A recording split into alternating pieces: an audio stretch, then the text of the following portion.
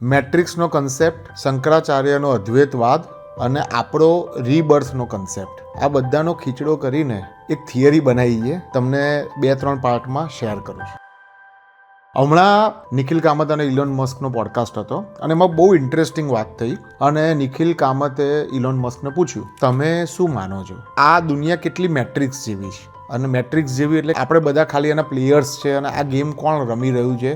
તો કે ના, હું માનું છું કે આ પોસિબલ છે. તો કે પણ તમે કેટલા પર્સન્ટેજ માનો છો કે આવું પોસિબલ છે? તો એ કહે છે કે I think 5%. I believe that we are living in a simulation. પછી લોકો ઇન્ટરેસ્ટિંગ વાત કરે છે કે તમે વિચારો કે નાના હતા ત્યારે 2 ડોટ્સ છે એ એકબીજા જોડે રમતા હતા, પણ હવે એકદમ હાઇપર રિયલિસ્ટિક એન્વાયરમેન્ટમાં પ્લેયર રમી રહ્યો છે. હવે એવા કેરેક્ટર્સ બની રહ્યા છે બીકોઝ ઓફ એઆઈ, ગ્રાફિક્સ અને બધાના ઇવોલ્યુશનને કારણે કે કેરેક્ટરનું પોતાનું થિંકિંગ છે, એના ડિસિઝન્સ છે. તો કે જેવી રીતે આપણે ગેમ રમી રહ્યા છીએ, આપણે પણ કદાચ કોકની ગેમ હોઈ શકીશું. અને પછી એ કહે છે કે આવા કેટલા લેયર્સ હોય? તો કે પ્રોબ્લી મલ્ટિપલ લેયર્સ. એટલે કે આપણી ગેમ જે રમી રહ્યા છે એ લોકો બી ગેમનો પાર્ટ છે અને એ ગેમ પણ કોક રમી રહ્યું છે. આ વાતને આપણે અહીંયા રાખીએ અને પાર્ટ 2માં શંકરાચાર્યના અદ્વૈતવાદ સાથે આપણે આને થોડી મિક્સ કરીએ.